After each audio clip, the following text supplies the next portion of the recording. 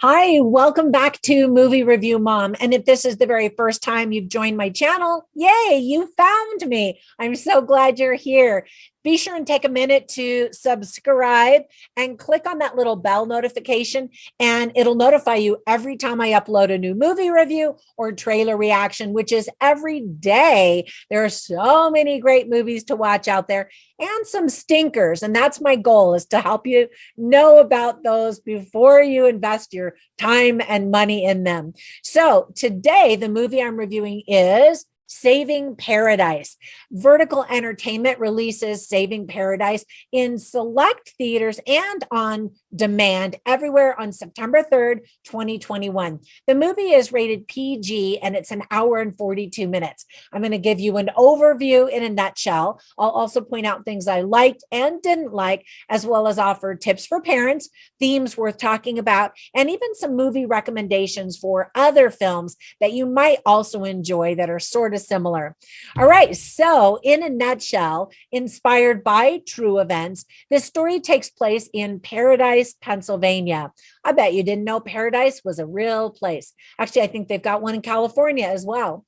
Anyway, the story is about Michael, who's played by William Moseley, a ruthless corporate raider who is forced to return to his small town when he inherits his father's nearly bankrupt pencil factory.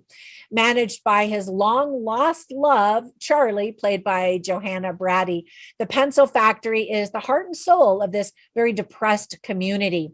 With the foreclosure deadline looming, Michael must decide to either let it close or join Charlie and the community's fight to save their way of life. In the 1950s, there were 23 pencil factories in the United States. Fun fact. Today, only 3 remain.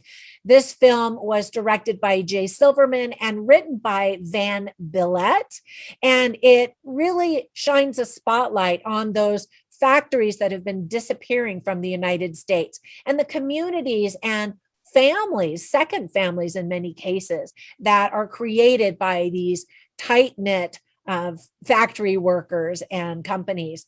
So there were plenty of things that I liked about this movie. First of all, you'll recognize a few faces in the cast: William Peter Moseley, Johanna Brady, Beanie Kennedy, and Mary Pat Gleason. So William Peter Moseley got his big break when he was just a kid in his early teens in the Chronicles of Narnia. Did you ever see The Lion, the Witch, and the Wardrobe and those?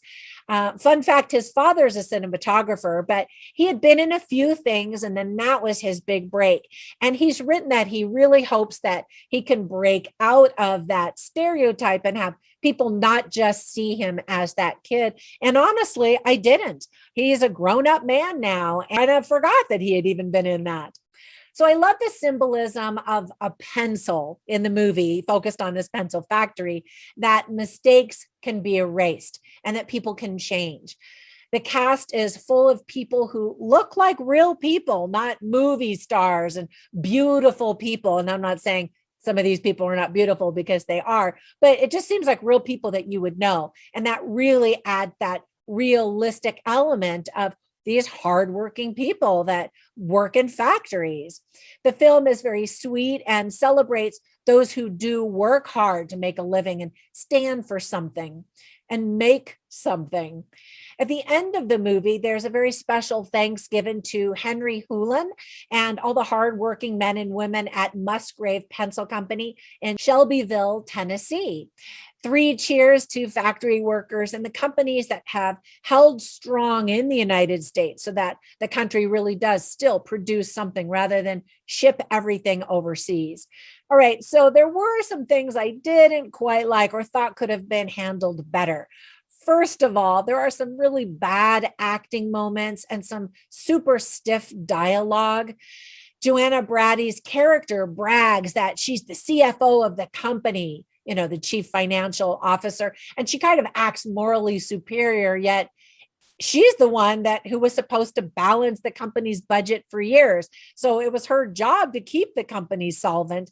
Yet the minute William Moseley shows up, he's the bad guy. And I was like, okay, that doesn't even make any sense. Shouldn't she have been really embarrassed and humiliated that the company was in these dire straits and been grateful that he was coming to help. Now, fair enough that he came and didn't know if he was going to stick around and help or just sell off the company and pay off its debts. But still, I thought that her attitude didn't match the situation.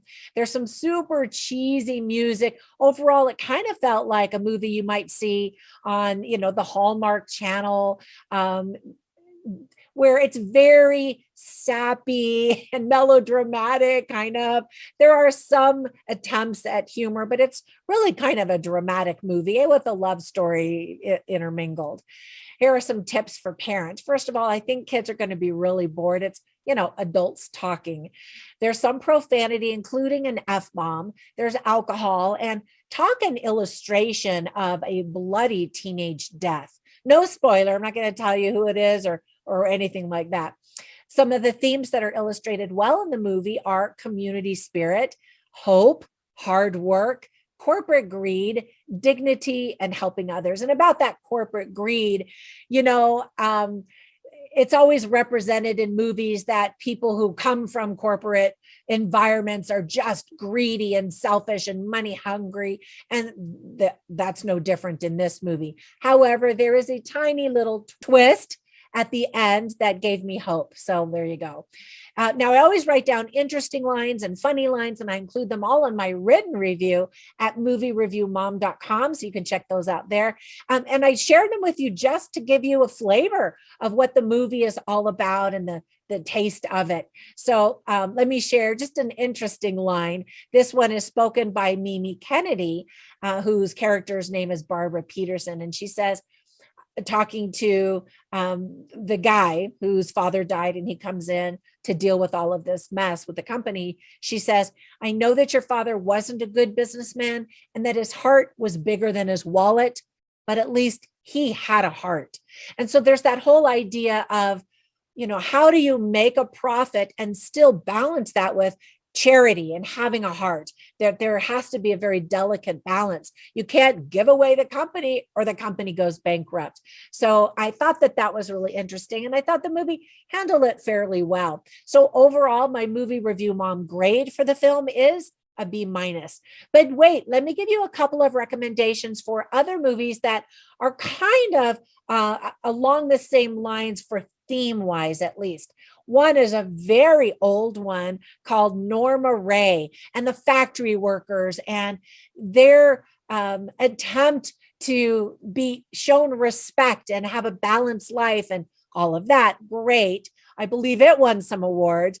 And then another more recent movie stars Charlize Theron, who I adore, and she plays in the movie called North Country. That was filmed in 2005. So, the Norma Ray was way longer than that. Anyway, I think that they're both really good and paint that similar picture and feel as this movie does. I hope if you watch it that you enjoy it. And thank you again so much for supporting me, especially over there at Patreon. Be sure and run over there and check out the little gifts that you get whenever you support me on that platform. I hope you have a great day, and I will catch you in the next movie review or trailer reaction. Bye for now.